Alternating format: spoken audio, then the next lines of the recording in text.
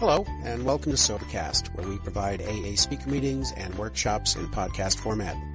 We're an ad-free podcast, and if you enjoy listening, please help us be self-supporting by visiting Sobercast.com, look for the donate link, and drop $1 or $2 into our virtual basket. We hope you enjoy the podcast. Have a great day. I'm Bernie, and I'm an alcoholic. Hi, everyone. I want to thank each and every one that had to do with me being here tonight in the first place. You all know who you are and so on, and this is an honor and a privilege to be asked here. And I also want to thank those people over there that fed us so well. And now I may go to sleep up here, but if I do, you just try to be asleep back there. If you can, we'll be eating. So, I never have much to say, and it's an old, slow, drug-out story. Jack here's heard it so many times he could tell it himself. And you just bear with me. We'll try to get out of here by around 11:30, and then we can have that other meeting at 1 in the morning. Have a Sunday morning meeting. So, no, I'd heard a lot about the conference down here, and I talked to a lot of people about being here, and I was looking forward to it, and listen, nobody misrepresented it. It's great. I've enjoyed every minute of it. I hope I can pay back a little of your goodness to me and Ruth, and telling you a few things that happened to me, and I'm so proud to be in your organization. I brought me something to drink up here. I noticed the other speakers didn't have to have anything. I'm kind of like a windmill. You know, water and a windmill goes together, and this coffee and me kind of goes together. So, I have to tell you first, I was born. That's a long story. Yeah. About everybody was, wasn't it? And I was born to a small family, very small. I'm a country boy, real country. No education. You know, I didn't like to go to school. And now what I'm going to tell you up here tonight is I've learned up till now. I was born in 1918. I'm 74 years old. I started off wrong as a kid, I guess, or right one. I've been here a long time by some purpose. I don't know. Anyway, I had a dad and a mom and one brother. And my brother is 7.5 years older than I. I know you wonder how he's alive. As old looking as I am. Well, he don't look as old as I am. So, my dad died when I was 5 years old. I know absolutely nothing about a father. I use that a lot. That was a good excuse to drink. When people get on my case, I'd tell them, well, if you'd left a little old poor boy like I was without a daddy, you'd drink too. You know, we use every excuse under the sun. Anything we can drag in. So I used that a lot. It was handy. And my mom had a time with we two boys. Really did. She was a mom and a dad to us both. My brother doesn't have a drinking problem. Never has had. He drank some, rode motorcycles and done things that I didn't even do, but he never become an alcoholic. And in other words, I was the sheep, you know, in the family. And all the things that were wrong and I did backwards and so on, why, I was the bird that got into it. And I learned everything that I learned about drinking and staying sober the hard way. It came hard. I went through the 8th grade in school. I didn't like school, no part of school. Didn't like to be under nobody's ruling. You know, didn't like to be told things. Didn't like to be told to get my lesson, take my books home, study, all that stuff. I wanted to study when I wanted to study. And I wanted to not fool with books. I just wanted to be smart without having any books. And I didn't fool with them. And my mom frowned on that. She didn't like that. And I'd get grade cards. I never had any A's on them. There's all them little old numbers, you know, and I'd work on them. I'd redo my grade card, and Mother didn't like that. She could tell that my writing, the teacher's writing, her writing was all different. And so I just couldn't do no good in changing those things. And I started getting in trouble in school, just a lot of trouble right off. I didn't get along with other kids. I didn't play no ball. I didn't do anything on just things I wasn't supposed to do. And I started getting expelled from school and a lot of things right early. And so I don't know. I just started out wrong. And I finally, my brother went through high school, and I could have. I had the same chance my brother had, exactly, no different. Things did get different later on, and I would ask Mom, I'd say, why don't you treat me like you do Spence? And she said, why don't you act like Spence? Well, I never could gain nothing nowhere. I'd ask them crazy questions, and I'd get thrown right back every time. Well, when I kept on until Mom told us, said, when you boys get through school, out of school, finish school, quit school, or whatever, you're going to work. You're going to get a job someplace. Mom believed in that. We were poor. We come up poor. So poor, the poorest laughed at us. So I wore patch breeches to school to hide my nakedness. It wasn't for a fad. I mean, we were that poor. And I was proud of them, but I wasn't proud of them laughing at them. So we'd have trouble over that, me and them little old boys. I'd get with them and they'd whip me, you know. And that's about all there was to that. So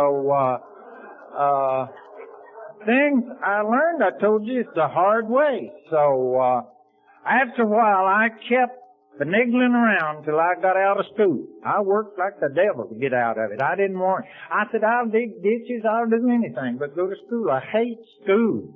Well, when I got out of school, I had to find a job. And I started hunting, and at my age and everything, nobody wanted to work me. So I kept monkeying about, and guess what? I found some boys that would let me run around with them. Is in our program, they're called good old boys, but you know, just out there in the world, there's just other boys, but they were older than me, and I liked them scrappers. I started taking off with them. They'd let me go with them on Saturday nights and so on, and they'd get out and they'd drink that beer and wine and holler at the gals and all that stuff, and I thought them was the funniest birds I'd ever run into. And I just fell right in. I liked them, and they didn't mind me being along. They'd take me along with them, and we'd go here, there, and yonder, and they'd drink beer, and I'd drink Coke, and we'd just go right along, and I thought them was the finest fellers. But they'd get pretty well high and, you know, get loud and talking in them unknown tongues, you know, like people will do when they get drunk. And I still liked them. I thought, well, I like the way they carry on. I just really like them.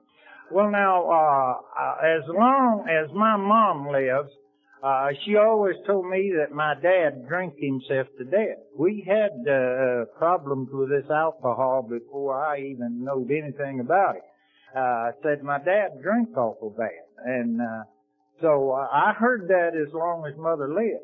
And you know, I heard it enough that I didn't want to fool with nothing with alcohol about it for quite a while.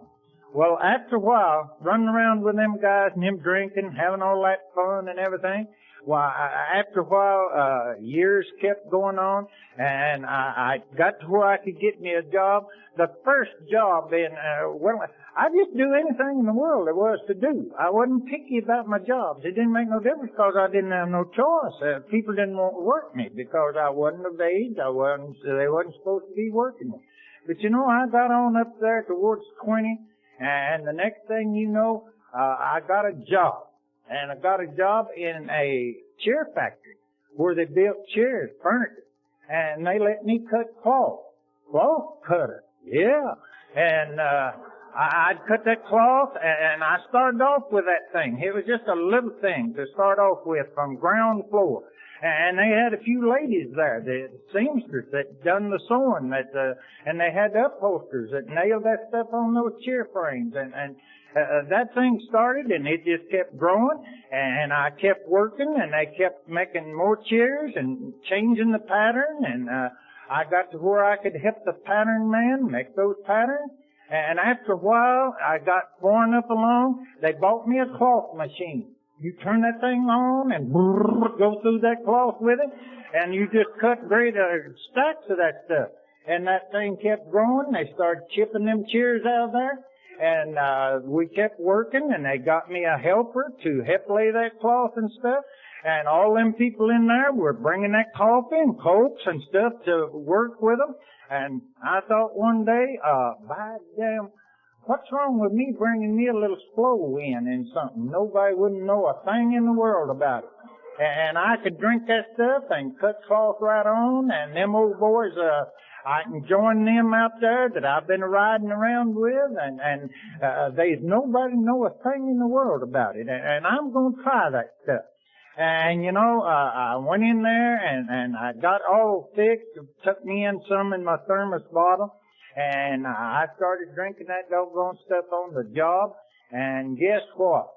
Them ladies, it's that old white lightning, you know.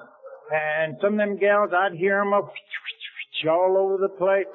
And next thing you know, that darn cutting knife wasn't running right. You know, crooked. And so they got to noticing things. And so next thing you know, why, somebody went and told him that the cloth cutter was drinking the wrong kind of coffee out there. And here he comes. This fellow was a teetotaler, one of these good old boys that went to church and so on. Me and him been getting along fine. But he came out there and he had that nose turned up, smelling too, you know. And the first thing he said, Mac, are you a drinking? And of course I said, no. And he said, what's that I smell? I said, I don't know. So he said, yeah. Said, you're drinking? And said, I'm going to let you go home. I said, okay. And he said, you go home a day or two and rest. I said, okay. So I thought, well, why in the devil is he raising all that sand about that little bit of slow I was drinking? And he let them gals drink that coke and that coffee and stuff. And he raising the devil with me. And he sent me home, and I forgot to go home, you know, right quick. I just thought, well, I'll go down to the joint and sit down there and have me a beer or two. That would be good. So I never liked beer. I never could understand why. I drank an awful lot of it, but when I started to drinking the darn stuff, I didn't like it. I thought, God, how can people drink that stuff as bitter as it is? Lord. And I learned to drink it real quick. Cause, listen, the effects of what I was hunting for, I found out. Didn't take me no time to find out just what that effects of that darn stuff was. So, this guy sends me home, and 2 or 3 days I went back, and me and him got, I'm not going to make a long story out of this. It was pretty long, but I'm going to cut it short. It was short with him. I go back, and he wasn't satisfied with me at all. I could tell that. So when I went back, he said, okay, you got your job. But he said, listen, I'm not going to put up with this. See, I had him, this alcoholic thinking, I had him over the barrel. I mean, he didn't have nobody else to do that. He really didn't. And I knew that. I thought, he needn't to get too rough with me. I'll leave him a hole in the bag. So that's why he is a hole in the bag anyhow, but he didn't know it. So,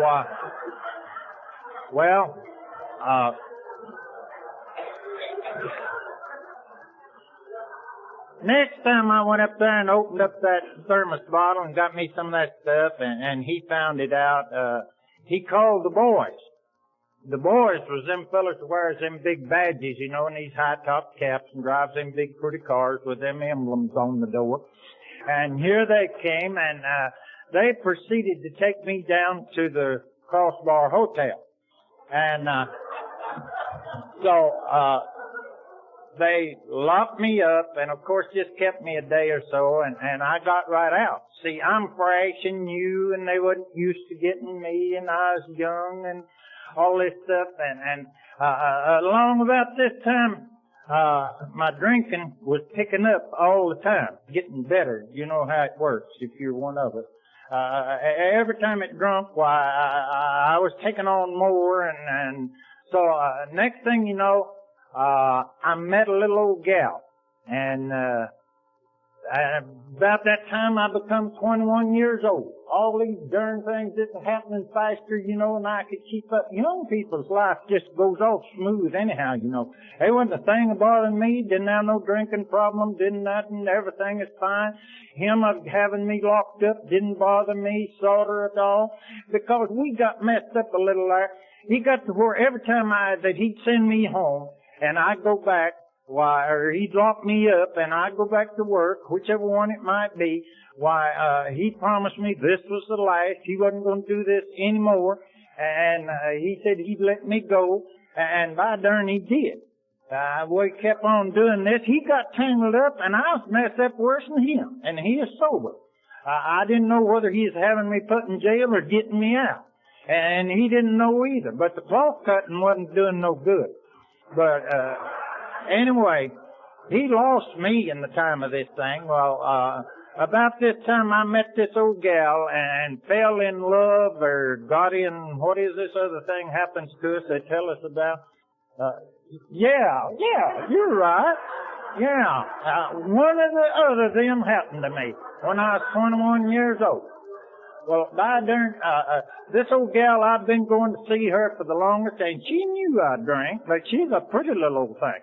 And I got to aggravating her about getting married. I said, you know, I didn't hardly know how to go about this, but I said, other people's married, why in hell can't me you? So, then, the next thing you know, she took me up, and be darned, we went off down into Georgia or somewhere and got married. And, so, come on back and, at that time, I was living in the house with my mom.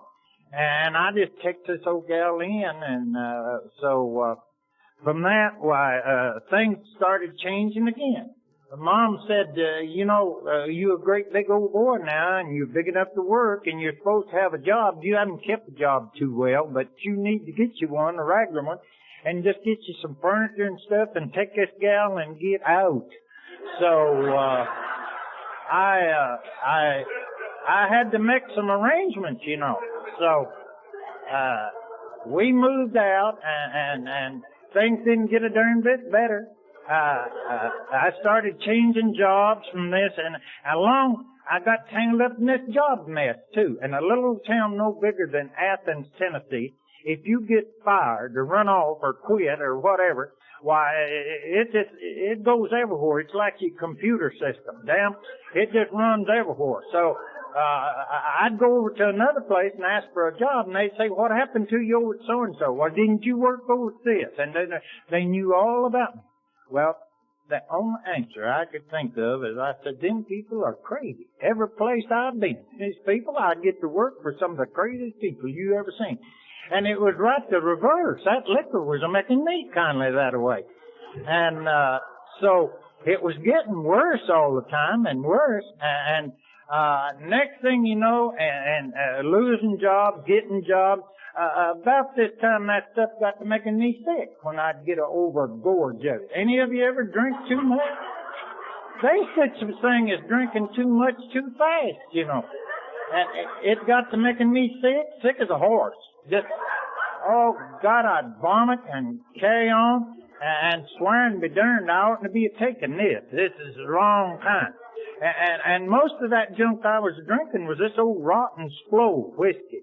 I thought it was awful good. It was hot, you know. Whenever you take a drink of it, it's like swallowing an umbrella and it opening up. You know, just heats you up all over. So.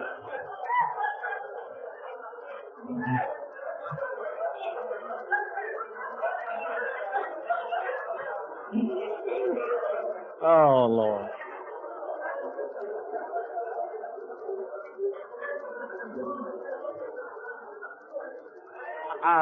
I love you too. Oh.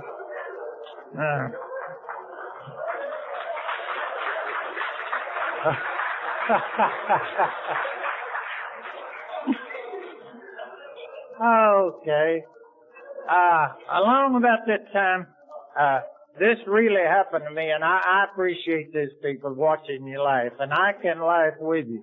But when some of this junk was going on, I'll guarantee you it wasn't a bit funny to me. It was hell. A lot of it was, but I really enjoy it. I can laugh about it, have just as much fun about it as you can, but you know how it is. If you're one of us, by there, we can get in some of the damn mess that's ever been, I reckon. So, anyway, let me see if I can find out where I was at. As wherever I was, that's where I'm at, ain't it? Ain't that right? Wherever I am is where I was, ain't it? I ain't been sleeping good either, people.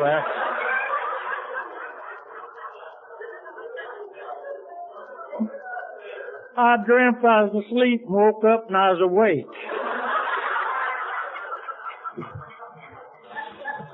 Oh. But,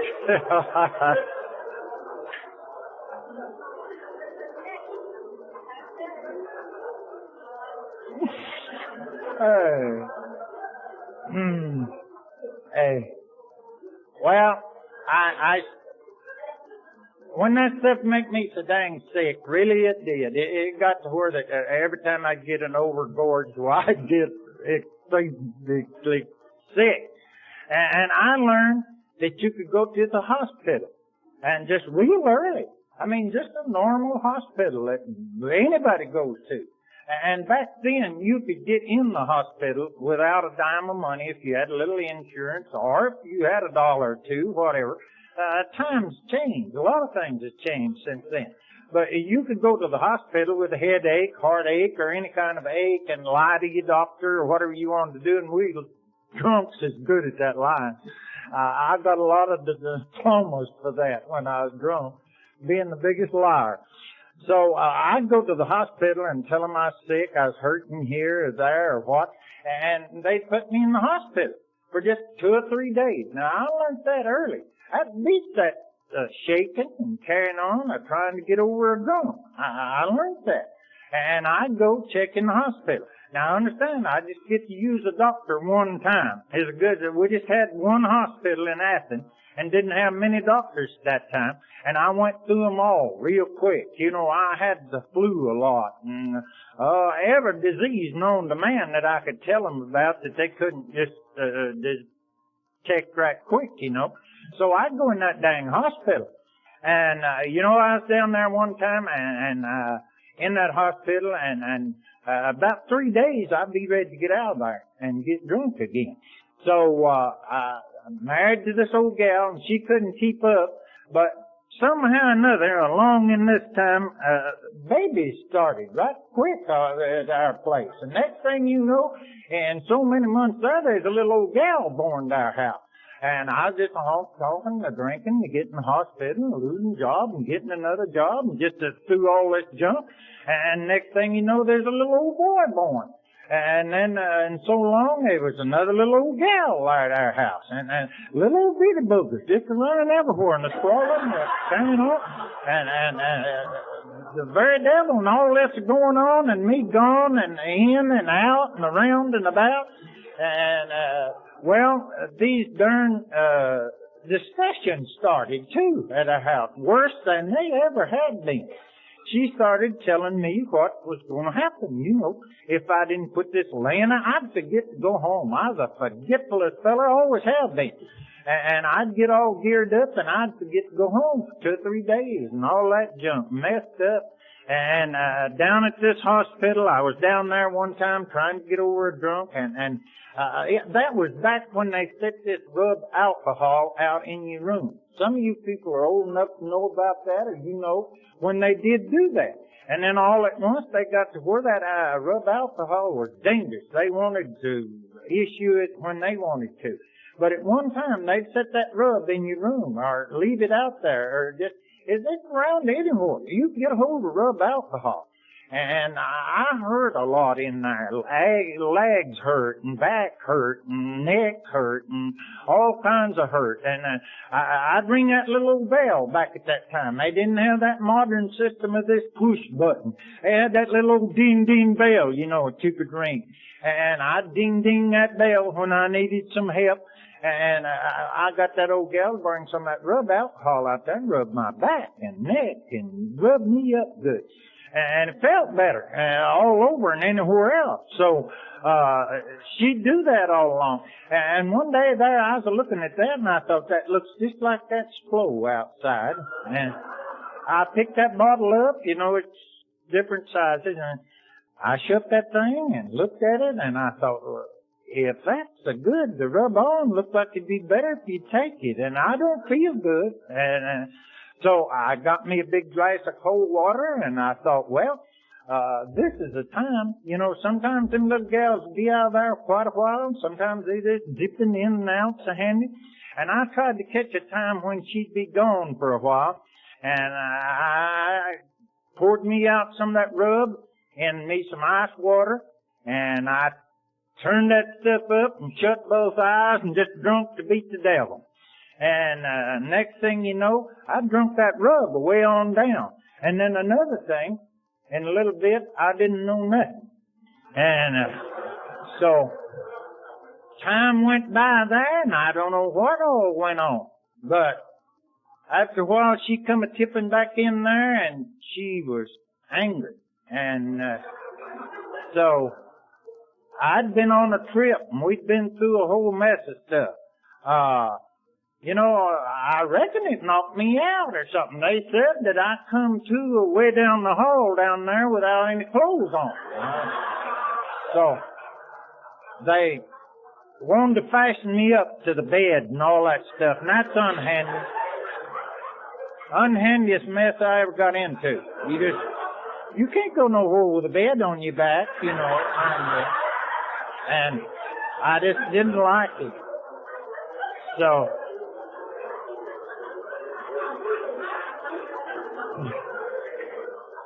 be quiet now. Let me tell you about this thing.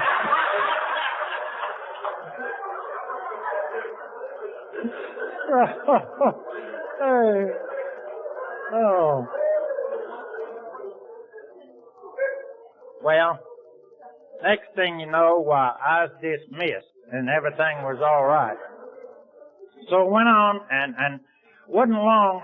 I got to where I got in jail quite a bit. Now, getting in jail is no requirement for membership of Alcoholics Anonymous. You can get in without being a jailbird. They'll just take anybody in here. But I put up a lot of time in jail, and it helped in lots of ways, you know, till we get ready to do something about this thing. They just think nothing that'll do much good. But I got pretty much in a habit of getting in jail. In Athens, Tennessee, I don't know. Now, I didn't learn this till I got to you people. And God, I wore them jails out. You know, someone in AA, the smartest people in the world right in here, you know.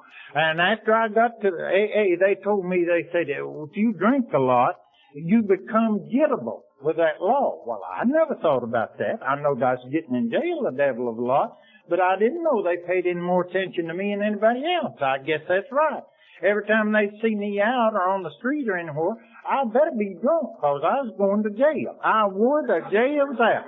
And so I learned, since I was going to get in jail, why not be drunk? Get in there for something. So that's one way. That helped me to drink, too. You know, I'd tell people, I'd say, hell, they're going to put me in jail anyhow. I'd just well be drunk. So that's a good excuse. So I started getting in jail. And, you know, here's these 3 children. And next thing you know, them discussions got terrible bad. And the next thing you know, this wife kept promising me, she said, I'm going home. I'm leaving you. And you can just flat fix to pay for these children as long as these are children. And said, You can fix for that. Said, you're not at home, you're neglecting the home, you forgot you got a home, forgot you got babies. And she was right. But, anyway, a lot of times them old discussions would start like that, and sometimes I'd have to go get more whiskey to win them at all. But, anyhow, this one time I come home, and guess what? I had a note on the door. We lived in a trailer at that time, a little old trailer. And guess it wasn't, "Dear John, I brought you a saddle home," either. It was, I'm gone back home to Daddy's, and you're not going to see these children no more, and I'll see that you pay alimony on these kids. I could read that better than anything. So I thought, well, she's fooled me, but she'll be back in a few days. Mom and Dad's not going to keep them kids like that. Well, the next thing you know, here they come with that bunch of papers. You know how they do that thing, this law situation. They read the papers a while and got me all rigged up. And I paid alimony on those kids and paid her alimony until the kids were of age. Now that sure fouled up my drinking. I tell you, it's hard to work and stay drunk all the time and support a family, and particularly, and when you're made to do it, that's one of the worst things in the world. We don't like to be made to do nothing. And you know, I even called the sheriff and asked him what he'd do about this situation if I was to quit paying now on that thing. I said, a lot of people don't pay that thing. He said, you're not a lot of people, though. You're just one, and you're going to pay that thing. Said, you just think you've been in jail, old boy. Said, we'll put you down here and throw the key away. A few times I thought they'd already thrown it away when I was in there. But anyway, I paid alimony, and I did. That frightened me to death. I thought more of the bottle than I did my own children and so on. Well, my drinking kept getting worse and worse. I kept getting in trouble.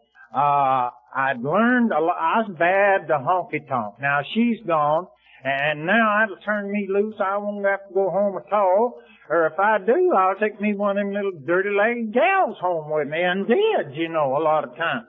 So, I was just loose to go and flop and come and go and got ready, and I thought, well, this is going to be paradise. I've been hearing all this junk. And every once in a while I'd go to my mom's and she'd give me a good raking about what I was doing and how I was treating my wife and my children. This was over. Didn't have to listen to that. Everything just smoothed out. Got a lot better. And my drinking got worse. I started this honky-tonking, from honky-tonk to here, there, and yonder, and anywhere, Lord, fussing, fighting, cussing, carrying on, taking these drunks home with me. See, she was gone out of the trailer. We just set up housekeeping there at the house. Sometimes there'd be 2 or 3 loads of them drunks come in. And listen, that bothered these other people that wasn't drinking around there. I don't know why it would. You know, with them windows up in the summertime and the radio on, you could hear it for 9 blocks. And us all drunk and cussing, the falling, the fighting, and carrying on. Them old nosy people would call the law. And guess what they'd do? Sometimes they'd take 2 or 3 loads of us to jail at one time. And just fill that thing up. And I don't know why that bothered people like it did, but they got bad disturbed about that. And I'd see these same guys that I saw in these joints down there in jail. So I was just getting in jail every time I turned around. And I told you about getting in the hospital. I got to where they wouldn't let me in the hospital. I'd been through all that. All those doctors, all of them down there done knew that drunk, and they knew what the trouble was. You can't get in. Ain't nothing wrong. They said go somewhere else. They didn't want to fool with me. So they started pushing me away down there. Jobs got to where when I lost a job, I'm telling you, I couldn't get one at all. They'd say, you're a fine old boy, but you drink too much. We can't use you. We don't want you here. So that's all I heard every way I went. So, about this time, we were in jail down there one time, and I was walking the floor and wringing my hand. I didn't mind getting in there a bit in the world if I was drunk. But I was the most dissatisfied guy you ever seen after I stayed there a little bit. I don't know why. I just wasn't happy with it. A lot of them fellas was. But I wasn't, not for a minute. I just walked the floor and carry on. If I was drunk, I didn't care. I just lay down in them, around them, through them, or anywhere, and everything was all right. But just as sure as I started sobering up, I wanted out that door. And them old jails has got the darndest odor in the world. Any of you ever been in one of them? I mean, back there? They're uncomfortable. And their beds are hard, my God. Their mattresses got them round holes on that steel, you know, where you lay back there. And they had a special bunk for me I got every time, was that iron rail back there to sleep on. And I'd gotten tired of it. And the people that used to come and bond me out had quit coming. I'd get on that phone and call and they'd say, you haven't paid me for the last time I got you out. I'd think, God, these are the meanest people I ever saw. If they get you out 3 or 4 times and they don't get their money, they kind of get out with you some way or another, you know. And so, next thing you know, I got talking to them guys down there in jail. Some of them that I'd met out there at them joints was in there. And everybody out there, they're some of the smartest people you'll ever meet. Some of them don't know. You ask them a question, they'll tell you something. They may not know no more than you do, but they'll tell you something. That's one thing.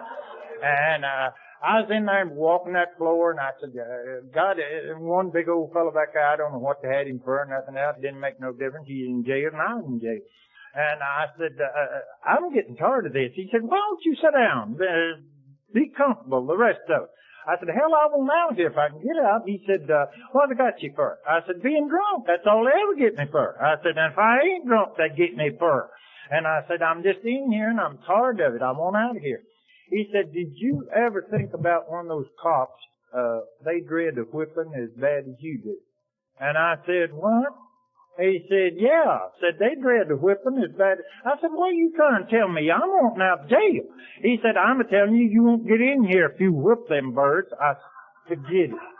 I said, I may be in jail and uncomfortable as hell, but I said, I know better than that. He said, listen, I got a hold of something in 2 or 3 weeks that was as bad as that rub down at the hospital.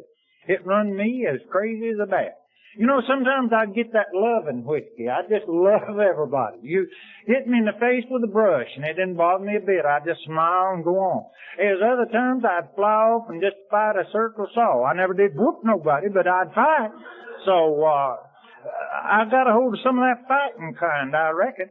And, you know, I was out there on the street and here they come. The boys, and for some reason, you know how things like this will come to us. You've been drunk or partly drunk or nearly drunk or half drunk or drunk and drunk. And this thing just come to me. I don't feel like I ought to go to jail. I believe I'll just do what that old boy told me down there. He's got a pretty good idea. And I feel pretty good. And I'll show them birds a thing or two. This thing of me just getting in that car stopped as of now. They don't know it, but they're going to find it out. So, they drove up there and stopped, and there were 2 of them. Listen, I'll never forget this. There's a lot of things I forgot, but this has stayed with me.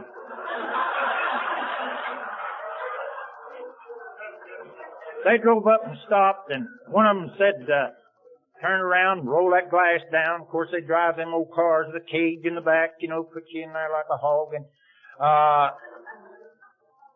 one of them said to the other and said, tell him, get in. See, I had been getting in the car. I thought if you'd just be nice and open that door when they stop and get in, they'd like you better, you know. And I'd been doing that. And by darn, when they stopped, I just decided, I'm not a-going. That's all. I'm going to do what he said. So, he said, get in, Mac. I said, going. And he said, what did he say? And he said he wasn't going. Well, that under the wheel said, get out and load him in. Said, he ain't no trouble. I said, I'll show you whether I'm trouble or not. And, never had fit one of them. I got all set, got my fist rolled up good and tight, and I thought, well, now I'll just leave him there with that pistol and no head. You know, just knock that head off. And, well, that other idiot just sat in the car, and he got out, and about the time I got ready to behead him, why, he just walked out and opened that back door and got me by the back of the neck and the seat of the breeches and just throwed me in that darn car. If that other door had been open, I'd never stopped. I just went right on. Well, from that, it like broke my neck. My head hit the first side of that thing. I fell down the bottom of that thing, and he just slammed the door, got in. Here we went. We didn't have but about 3 or 4 blocks to go. And little old jail there in Athens, they put the city and the county all in the same jail. and it was small. They've got a big, nice booger now, but I can't get in it now. I've quit, you know. I don't get in there anymore. I ain't been in quite a while.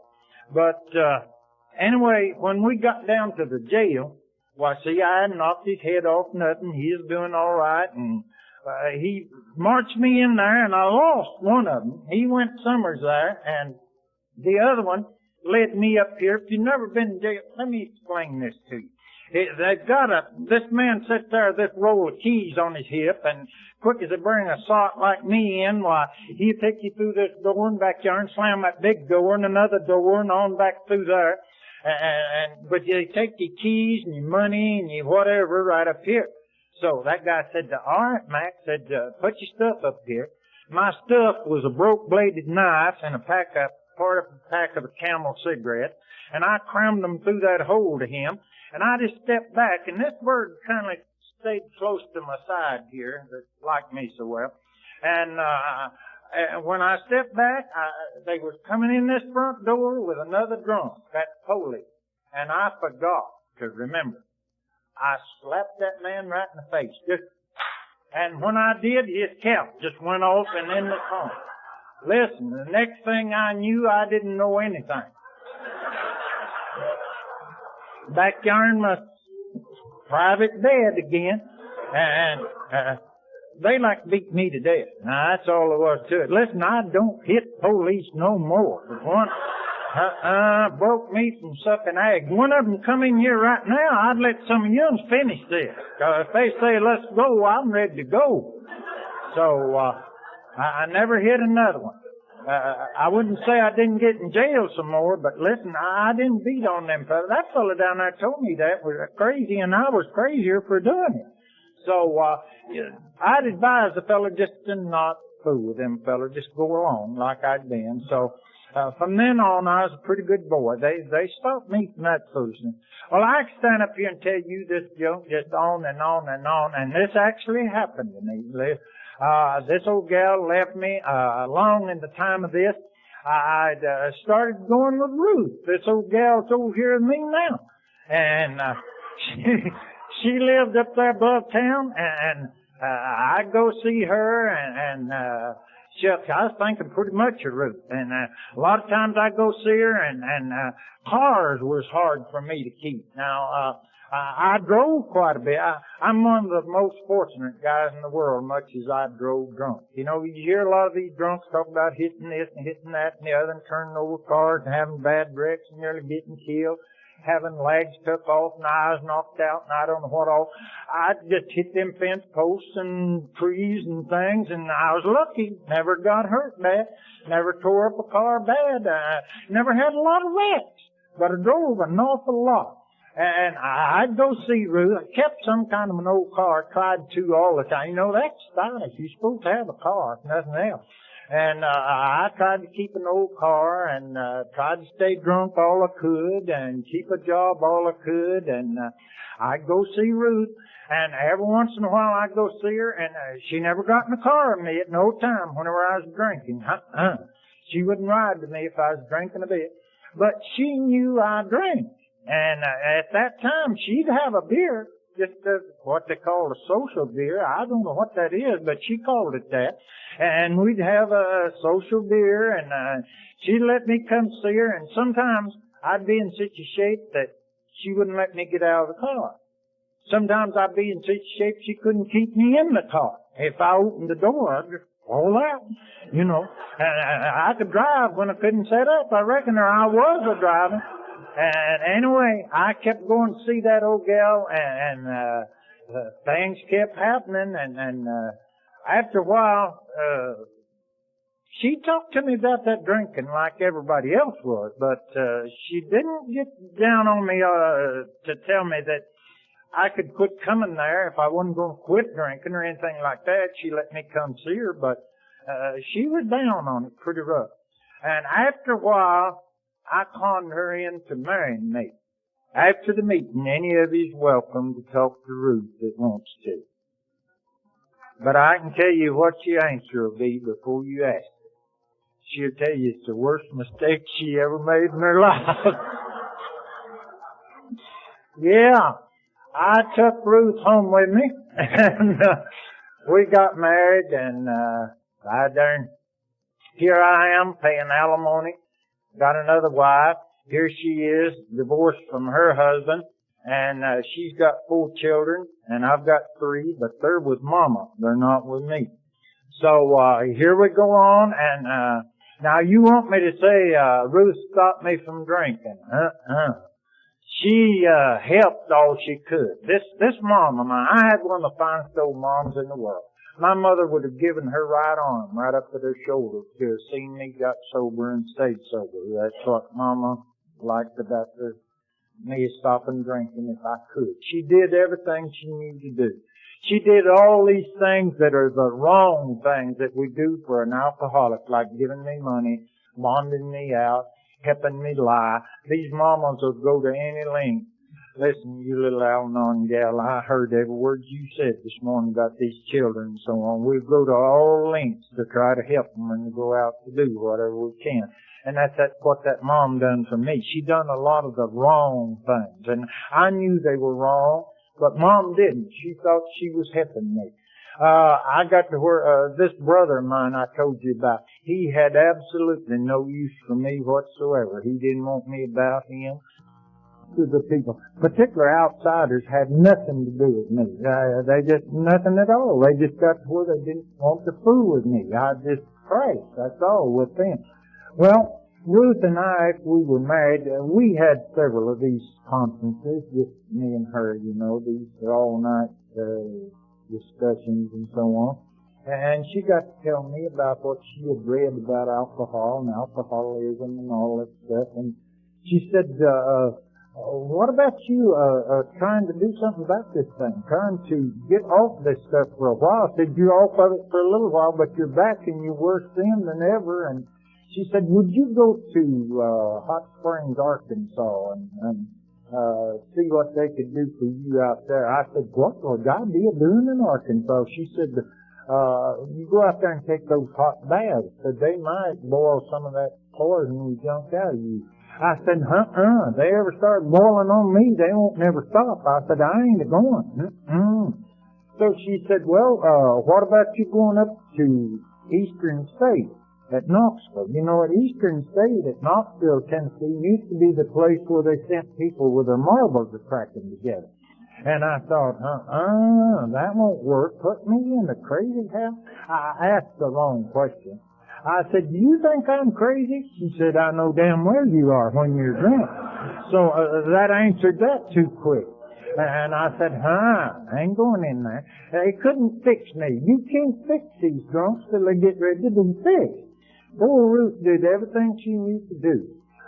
In the time of this, my drinking kept getting worse.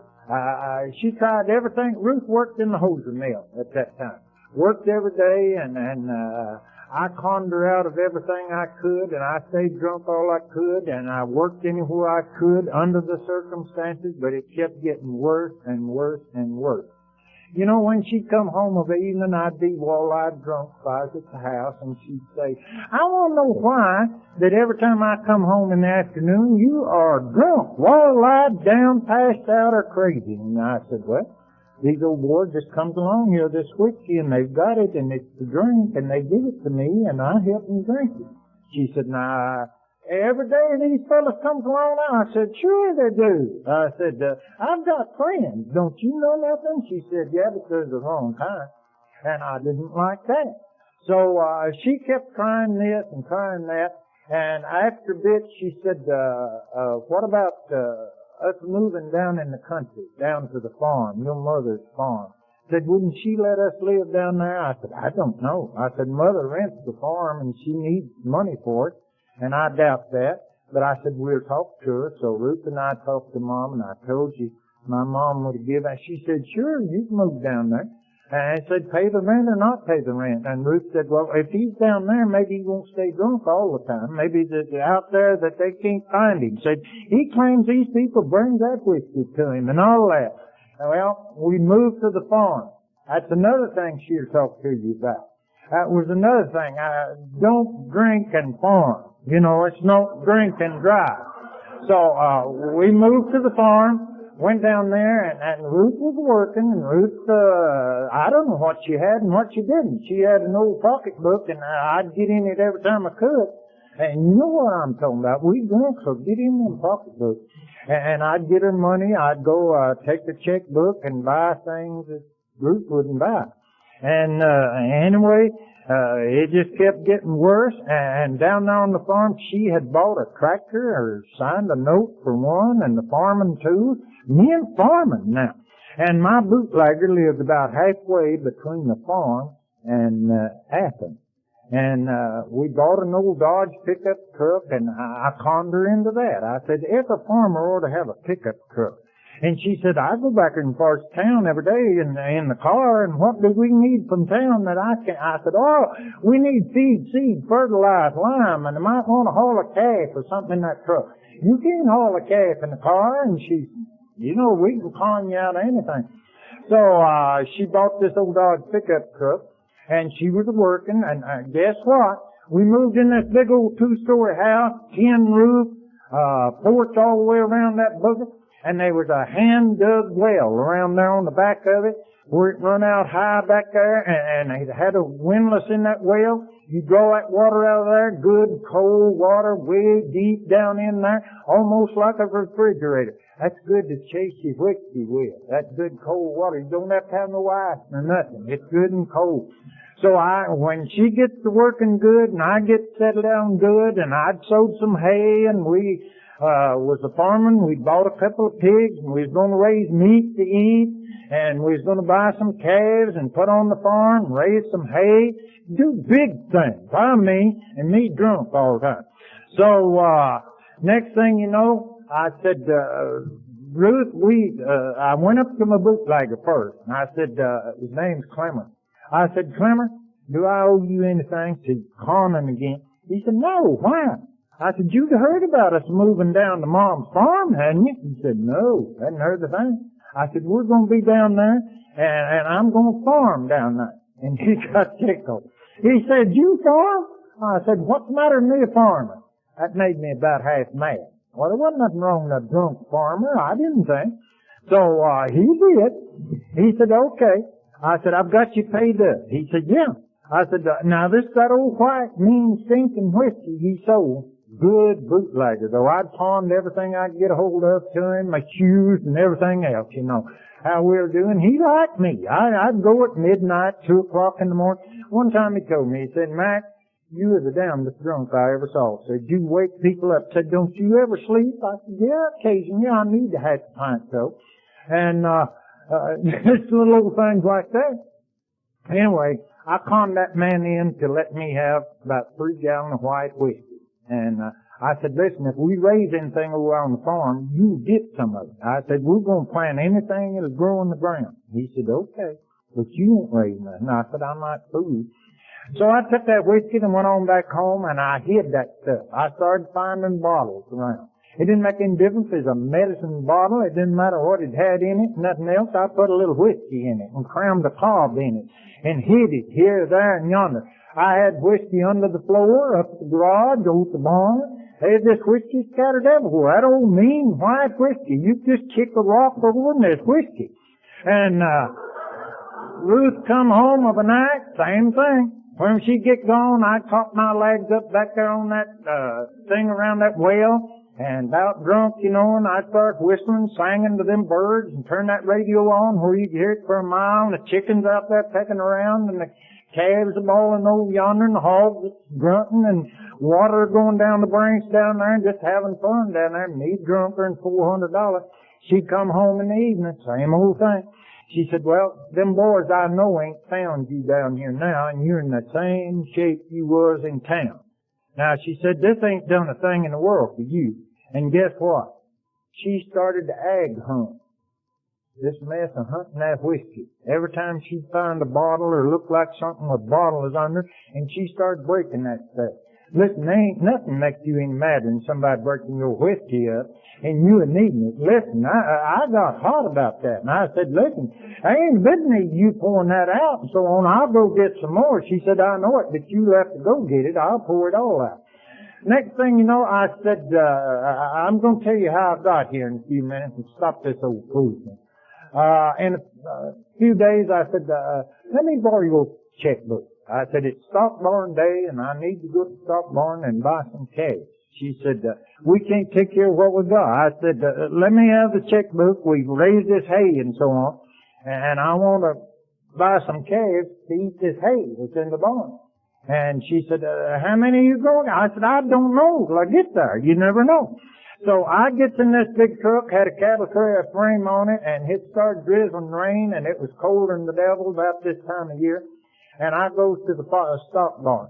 And I couldn't tell you how I got them calves other than bid on them like other people, cause I was drunk. I don't know what happened. But I ended up with about 5 of these Hereford calves. And I don't know what happened, but they was in the truck, and me and them calves stayed drunk for about a week, and we forgot to go home again. And we stayed in motels, hotels, and slept on the street and everywhere else.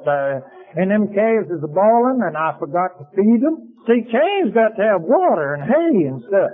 And I forgot about it, and I don't know whether they drunk with me or not, but I was drunk at $400. And I got home in about a week, and I thought, your mama will come with them hands spread out, and she'll say, oh boy, you've done a good job. Them was the prettiest calves I ever seen. And see, I'd hauled them in that water and mud. I looked like a calf, smelt like one, and everything else. And when I got home, she wasn't a bit happy. She come out and she come out of the house, and I drove down in the barn lot, and I dropped the back gate down. I said, I'm farmer.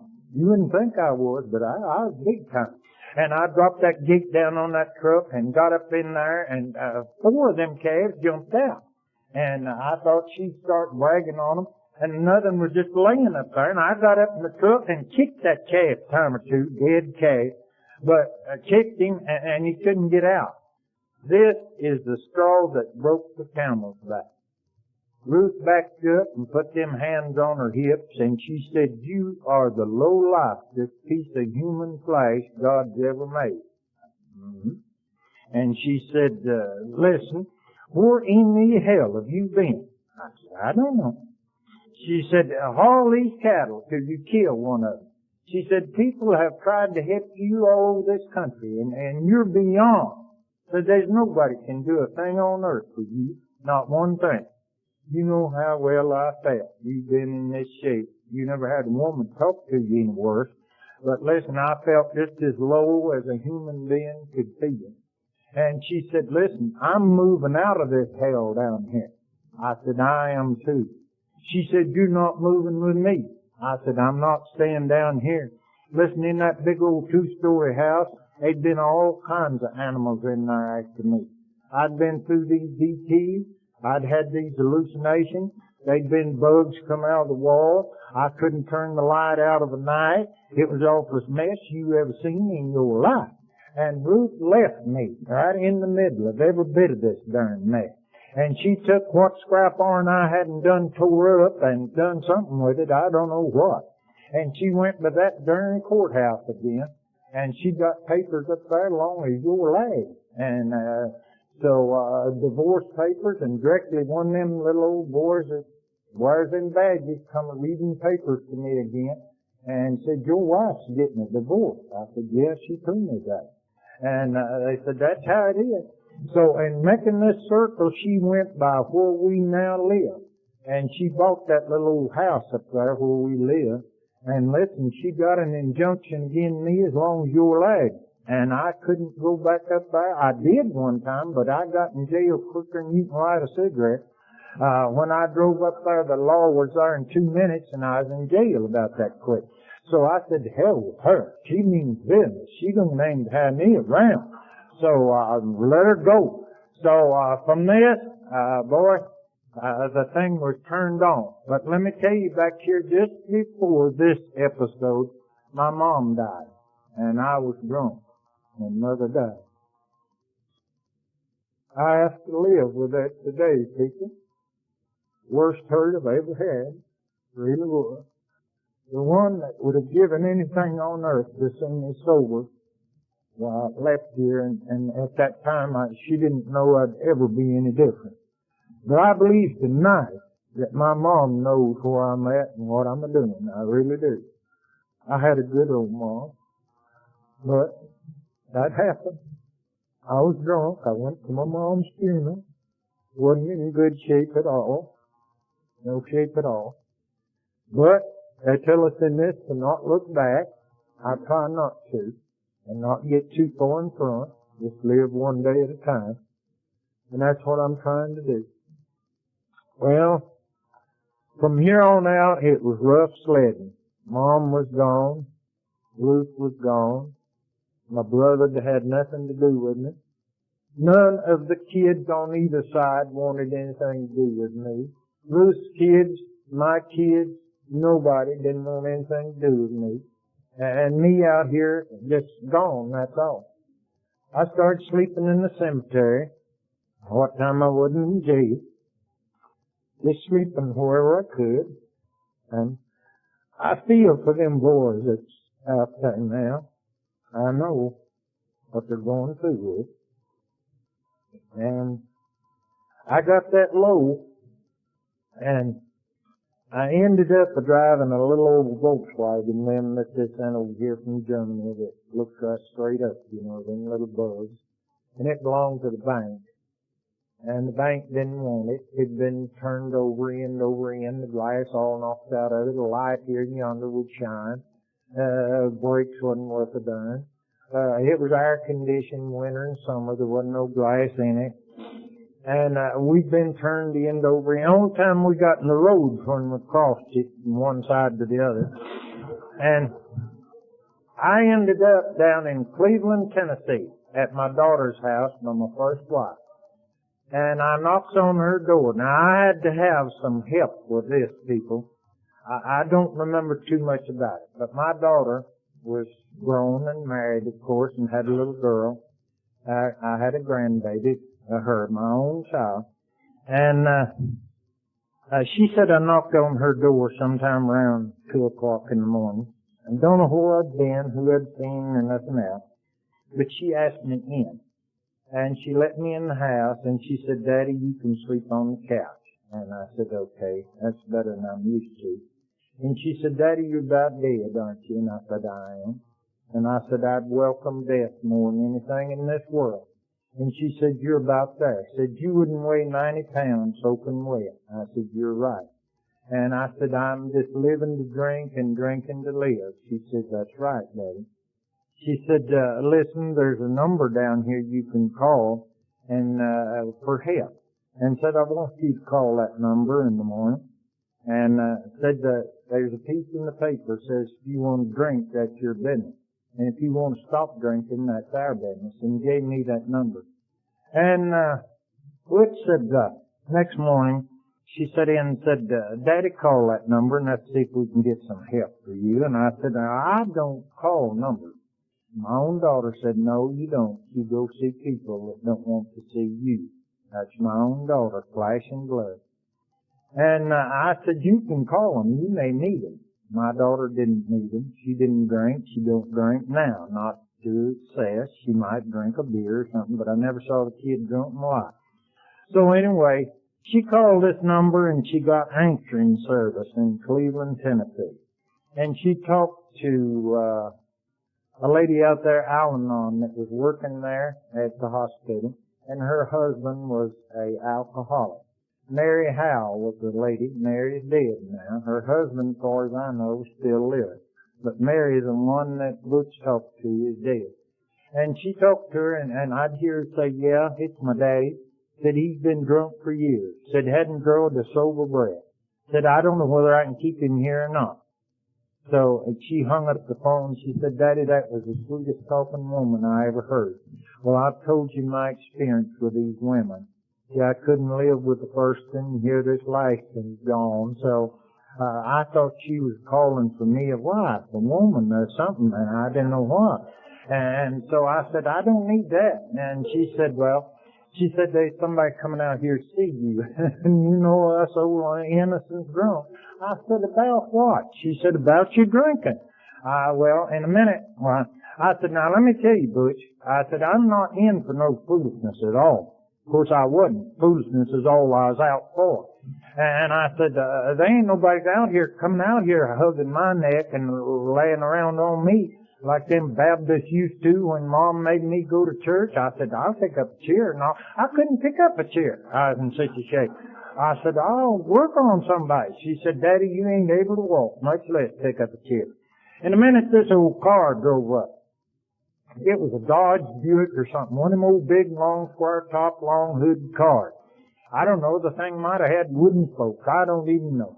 Anyhow, it looked like an ambulance, and I thought that's what it was. These two birds got out of there, and listen, they were bright-eyed, and listen, looked just like you people out there, smiling and talking to one another.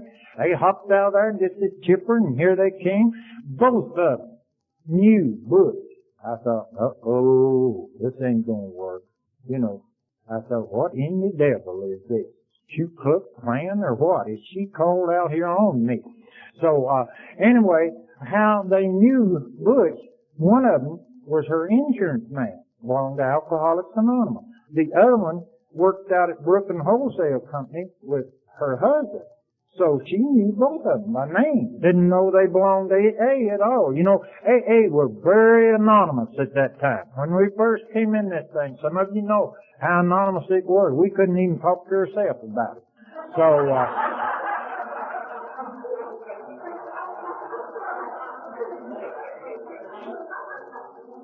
anyway,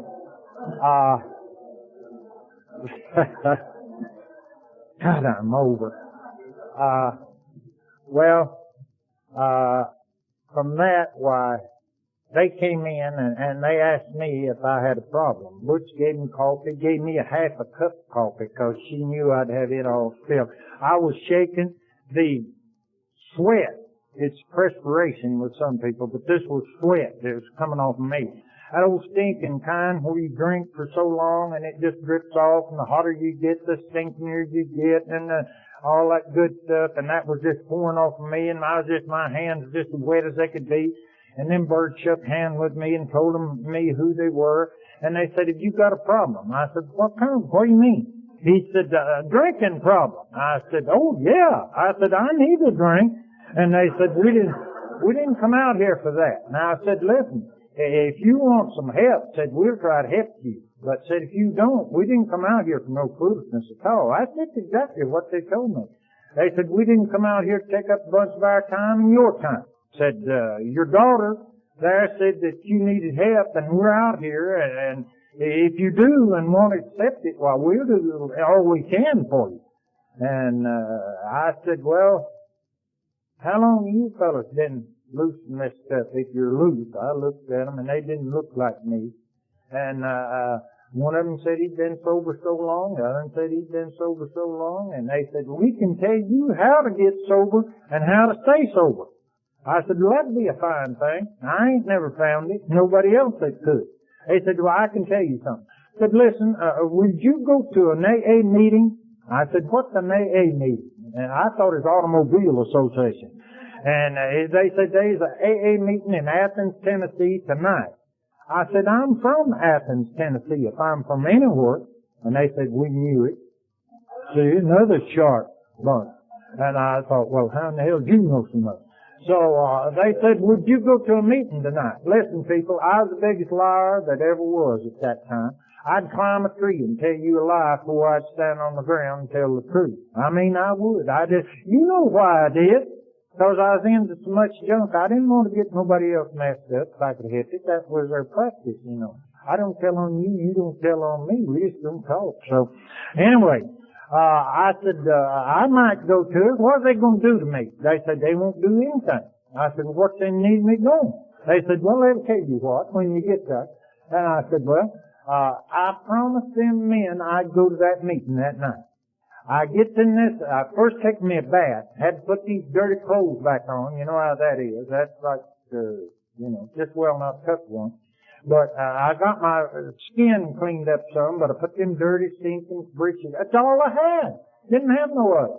And so I said, I'm going to go up there. If them fellas shoots me, they'll be doing me a favor. So I might just get shot there tonight. You can't never tell. And he says they ain't going to do nothing for me. So what they need me to go? I'll just go. So I gets in this big Volkswagen and up the road I go. You know, a quart of gas run them things around the world. And I could go to bootlegger and back, and that's all I wanted with it anyhow. So here I go to Athens, back home. When I got up there, he told me that this was at 123.5 North Jackson Street. I still go to AA at 123.5 North Jackson Street. I'm the coffee foreman there now, and ashtray man. I can do better at that than anything I've ever done in this. So, I went up there and drove up. There's a high curb up there, a little higher than this thing. And, there's a guy come out there. See, them people in Cleveland had called them AA people in Athens and told them there's a bird coming up there tonight. If he didn't lie about it, that he's ready for this thing. Said there ain't no two ways about it. Said that's the sickest SOB I ever saw. Said he's just shaking his clothes off. They told the truth. So when I got there, guess what? One of them fruit jar specialists met me right there at the old Runyon. Runt's dead now. Me and him drunk out of one of them old ball fruit jars many of the time. That's what put that ring on my nose. You turn them up and they cut your nose. You know. So, Runt come out that door. He done been up there. And at that time, 5 or 6 in the group was a big group. I didn't know it, but it was. And they had 5 or 6 in Cleveland, 5 or 6 up there, and then you had to go to Knoxville or Chattanooga, or over in North Carolina, or over the other way. The AA was scared. We was anonymous. And, shucks, I went and drove up there, and then people told old Run about it, and Run had been sober a while. Here he'd come out there, and Run had to take both hands, shake mine. Quick as I got out of that little nasty Volkswagen, here he'd come, with that hand stretched out. First thing, I reached out and I took Run's hand. He had to grip mine 2 or 3 times. He just slipping out of his hand fast. He just grabbed me with both hands like a fighting hog, you know. And he helped to me. And I said, Run, why didn't you tell me there's help for me? He said, I didn't know you wanted. I said, Run, how long you been sober? He said, about 9 months. I said, God, how in the world have you done? I said, them people in Cleveland told me that you could do this. But I said, how have you done it? He said, not grand. Go to meeting.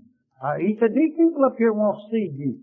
Never dreaded anything I don't think is bad in my life as I did going up them stairs. You people that went to your first meeting, didn't we dread that? My God. I thought, what in this world are these words going to do to me? Now, I dread this thing. And I go in this door and them old long stairs like they have. Up through there I went. When I got up top, guess what? They grabbed me and hugged my old stinking neck and said, oh boy, you're at the right place. Have some coffee over here. I said, I ain't much for coffee, and I got me a little bit of coffee and sat up there. After a while, they read this stuff that you people read today, and a fella got up there, they introduced him, and it was Red Wallace, Dr. Wallace's brother back there. And he got up here and he talked, not like I have tonight, told these funny things. He was serious. I loved Red. He helped me an awful lot. Red talked that night, couldn't tell you a thing in the world the man said. They gave me the Serenity Prayer card. They said, that's all you need for now. Said, you read that. Well, at that time I went back to work. I had been during these changing jobs. I went and that's the last drink I ever had. That night when I went up them stairs, I hadn't drank any that day. That was the 19th of November in 66. Is the last drink I've ever had. And when I went up them stairs, that was it. So I'll be celebrating 26 years, the 19th of this month, and which will be just a few days.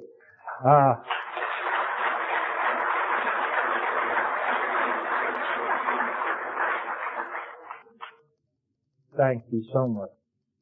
You people are the ones that's done it. With the help of you people and the grace of Almighty God. I've learned a lot of things since I've come to this thing too. You know, a lot of this stuff was funny that we went through this past of how I got here and what happened to me and all that. And you know, that's my last drink. Little old bald-headed guy there said he'd take me on as a project. That's called a sponsor today.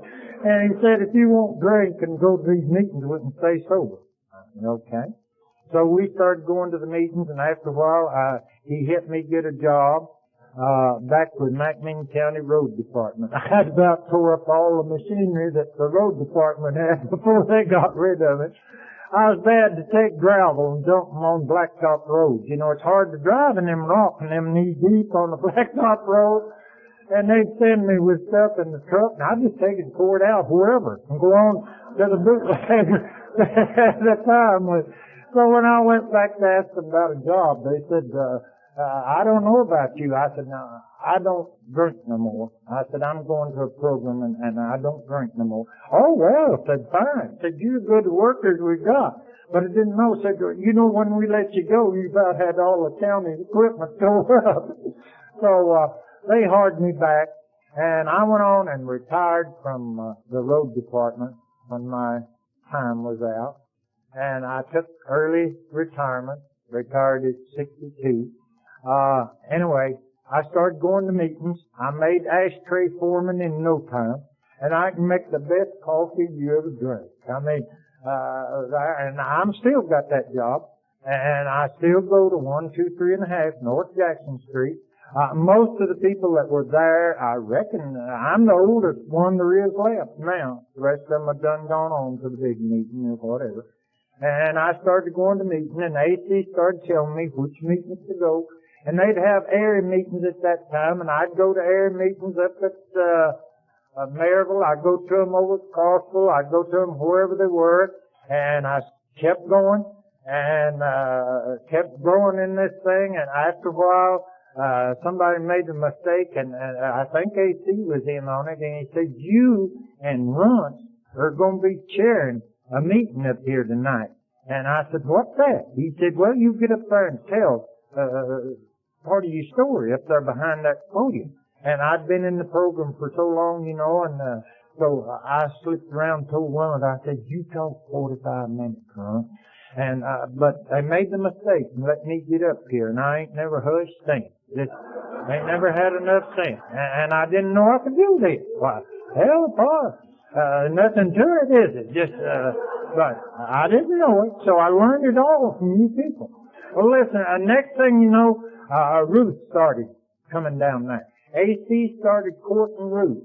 And one night, we was in a meeting. I forgot about that. See, they told me in the beginning I had to put AA ahead of everything. Why? They said, listen, if you come here to get your wife back, get your debt paid, some of you older people know how aggravating them old people were. Just talk to you like a dog. And they told me right off, they said, listen, if you're coming here for any of that, you're at the wrong place. They sure did. I thought, God, they can be the sweetest aggravating people I ever saw.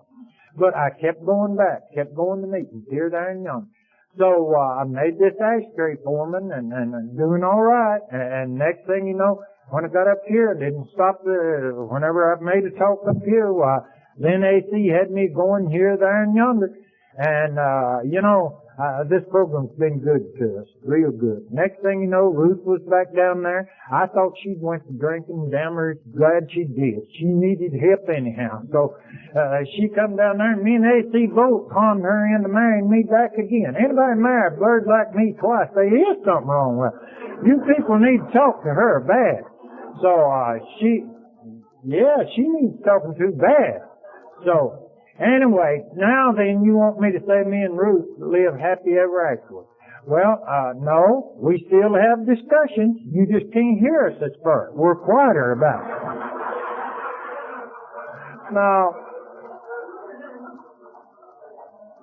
No, we've got a reasonably happy life. We really have. This program's been too good to me. I wish I had 2 more hours to tell you how good it had been. Anyhow, I was going to make up for all this time I'd lost. I bought Cadillac cars, the longest ones they had. And Ruth and me, I had me a pigeon. I was going to sober him up, and every time he'd get drunk, I'd want to kill him. And I had a lot of trouble with that. I won't whoop you. And I talked to him like a dog, and so I was getting better all the time. It come around time for a convention. And I went to AC. I said, they're talking about this convention in this thing. What's a convention? He said, one of these big meetings where the people go from all over the world, have some of the best speakers you ever heard and so on. Said, I don't take a chair for them. It's too big a crowd. You can't get around, nothing else. I said, you reckon I ought to go? And he said, well, it won't hurt nothing if you want to go. Said, and then you can make up your mind. And I said, I keep it here and seeing this advertisement. People are talking about it. See, it was a convention in Miami, Florida. I said, I'm going to take this old big long pigeon of mine, and me and Ruth and him is going to go to Miami. And I said, this big long Cadillac, we left go Cadillac to Miami to turn it around. Anyhow, I had the longest in the head. I didn't care nothing about nothing on. I wanted the long white Cadillac. Elvis Presley kind, you know. So, I went down there and conned them into it. They let me have one. Me and Mama and my pigeon and his wife and two girls lit out to Miami. One of the finest things ever happened to me. One of the greatest things that ever happened. I got down there and I got to see one of the co-founders, Bill Wilson. And listen, that's one of the greatest things that ever happened to me. You know, when he was sick at that time and he was in Miami, and they didn't think he'd be able to come to the convention. Before it was over, while they stood him up here and he had all this stuff lined up, all this junk for breathing and so on, and he had on this pretty white jacket, red jacket, and it just glistened, and that pretty white hair, and they stood him up here, and he talked for about 15 minutes, no more than that. I've got that tape at my house. Money won't buy it. There's several of them out, but listen, I wouldn't take anything on earth for it. I never saw as many tears shed in my life as there was when that man stood up. Seemed like they clapped hands for an hour there. One of the greatest experiences that I ever had. The best cry I ever had was right there. We all cried together. And it was the last talk he ever made. He went back home, I think, but he went back to down there and died. And this thing's been good to me, real good. Ruth and I got to go up to Founders Day up in Akron, you know. If you haven't been up there, go. Listen, it's worth your time and your money. Listen, this right here is worth as much as anything can pay me. If I haven't helped one soul here, this has helped me. I hope and pray that I have done something that will help someone. This is what I've told you here. A lot of it's been funny. A lot of it is comical as the devil. A lot of it's serious. But that's what this thing's all about from beginning to end. If I haven't done one thing, it has helped me. This little old bald-headed fellow told me if I wanted to keep this thing, I'd have to give it away. That's what I'm doing down here tonight. I want to read you a thing here I've got in my pocket. It's as old as the hills, but it's good to me. And then I'll sit down. I've been here long enough. It helps me. And I know a lot of you people have done heard it. It's The Man in the Glass. When you get what you want in this struggle for self, and the world makes you king for a day, just go to the mirror and look at yourself and see what that man has to say. For it isn't your father or mother or wife whose judgment you must pass. The fellow whose verdict counts most in your life is the one looking back in the glass. Some people may call you a straight shooting chum and think you're a wonderful guy. But the man in the glass says you're only a bum if you can't look him straight in the eye. He's the fellow to please, never mind all the rest. For he's with you clear up to the end. And you passed your most difficult, dangerous task if the man in the glass is your friend. You may fool a whole world down the pathway of years and get pats on your back as you pass, but your final reward will be heartache and tears if you've cheated the man in the glass. Thanks.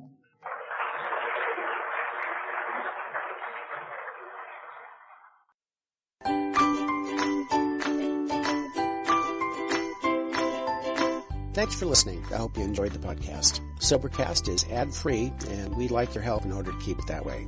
So if you'd like to help us be self-supporting by pledging $1 or $2 a month, visit Sobercast.com and look for the donate links. Thank you very much.